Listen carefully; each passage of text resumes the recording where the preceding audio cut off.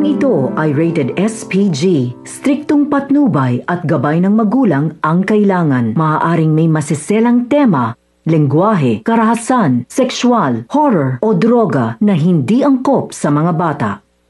Magandang araw at eto na nga tayo sa ating pinakaabangan na tagpo sa abot kamay na pangarap. Welcome to my channel. Please don't forget to like, comment, and click the bell button para lagi kayong updated sa aking mga videos. Samantala, sa bahay ni Giselle, nakatanggap ng tawag si Giselle mula kay Mr. Soler na pumapayag na ito na ibenta muli sa kanila ang Apex Hospital dahil naantig sa kwento ni Giselle ang major investors. Naikwento kasi ni Giselle kay Lander na ang Apex Hospital ay regalo ni Don Pepe kay Ubeng. At sumisimbolo ito ng pagmamahal ng isang ama sa kanyang anak. Nagkasamaan kasi ng loob noon si Doc RJ dahil sa ayaw maging doktor ni Don Pepe ang anak niya. Dahil mas gusto nitong i-manage na lang ang kanilang mga negosyo. Kaya naman abot-abot ang sayan at kaligayahan ni Giselle at Don Pepe. Dahil umaasa sila na maibabalik na sa kanila ang Apex Hospital at bukas ay mismong si Mr. Soler ang pupunta sa kanila para i-finalize ang contract.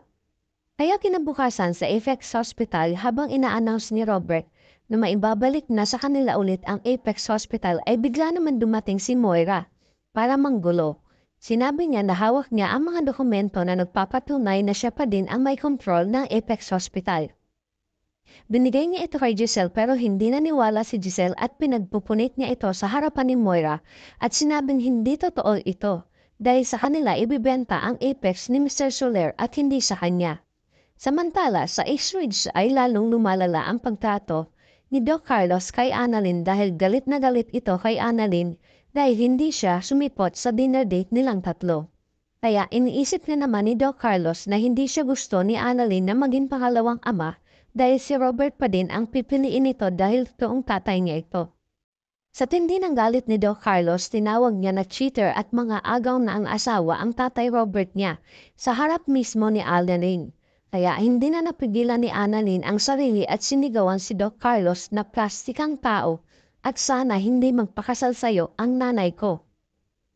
Ang hindi alam ni Annalyn ay nasa likod niya pala ang nanay Lynette niya at narinig nito ang pagsagot nito kay Carlos. Pero hindi niya narinig ang sinabi ni Doc Carlos kay Annalyn. Kaya magmumukhang kontrabinali naman si Annalyn sa harap ng nanay Lynette niya at si Doc Carlos naman todo ang paawa kay Lynette dahil hindi na siya nirerespeto ng anak ng magiging asawa niya. Kaya naman sa loob ng opisina ni Lynette ay biglang natumba ito sa sobrang stress at problema sa mga nangyayari kay Annalyn at Doc Carlos. Samantala nakapagkita naman si Annalyn sa kanyang tatay Robert dahil hindi na niya matiis ang hinanakit niya kay Doc Carlos at wala din siya mapagsabihan ang kanyang problema. Agad naman nagtanong si Robert kung ano ang problema ni Annalyn, pero ayaw ni Annalyn magsumbong kay Tatay Robert niya dahil nag-aalala siya at natatakot siya na baka sugurin ni Tatay Robert niya si Carlos sa Ace Ridge at muling magkagulo ang sitwasyon nilang tatlo. Ang inaalala lang naman ni Annalyn ay ang nanay Lynette niya dahil ayaw niya sanang natuloy ang pagpapakasal kay Doc Carlos dahil sa ugaling niya kay Annalyn na sumusobra na talaga.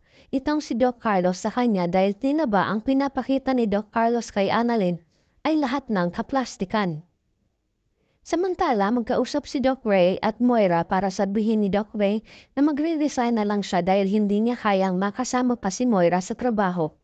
Ngunit tinanggihan ni Moira ang resignation ni Doc Ray dahil kailangan ni Moira ang tulong ni Doc Ray sa pagpapatakbo ng Apex Hospital.